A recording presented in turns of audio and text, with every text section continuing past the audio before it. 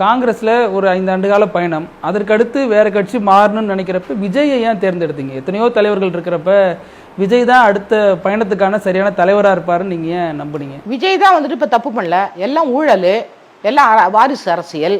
அவங்கவுங்க குழந்தைங்களை கொண்டாந்து தான் வைக்கிறாங்க. வேற அங்க ஒர்க் பண்றவங்களுக்கெல்லாம் மரியாதை கிடையாது.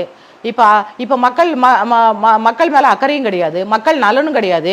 எல்லாம் தேர்தல் அறிக்கையில கொடுக்க வேண்டியது ஒண்ணுத்தையும் நிறைவேற்றுறதே கிடையாது. மக்களும் போய் கேட்க போறது இல்ல. சந்திரசேகரோட வாரிசு, அதன் மூலமா தான் சினிமா, அவரோட வாரிசு சினிமால வந்துட்டு சந்திரசேகரன் வாரிசுன்னு உடனே அவங்களுக்கு கொடுக்கல. அவரும் டான்ஸ் பண்ணி, அவரும் நடிச்சு, அவரு தான் நம்பர் 1 நடிகரா வந்தாரு. இப்ப சந்திரசேகரன் சார் பையனாலே உடனே நடிப்பு வந்துருமா? இப்ப விஜய் நம்பர் 1 ஏத்துப்பாங்களா? அவரோட உழைப்பு இருக்குல்ல. அதனால சந்திரசேகரன் பையன் வந்துட்டு நடிகருங்கிறதுனால அவரு எங்க உதயநிதிக்கு பொருத்தி பார்க்க முடியாதா? மற்ற தலைவர்கள் உதயநிதிக்கு பொருத்தி பார்க்கலாம்னா இது மக்களால் தேர்ந்தெடுக்கப்பட்ட ஆட்சி, மக்களாட்சி, சமதர்ம கொள்கை உடைய குடியரசு மக்களாட்சி. மக்களாட்சியில போய் மன்னர் ஆட்சி கிடையாது.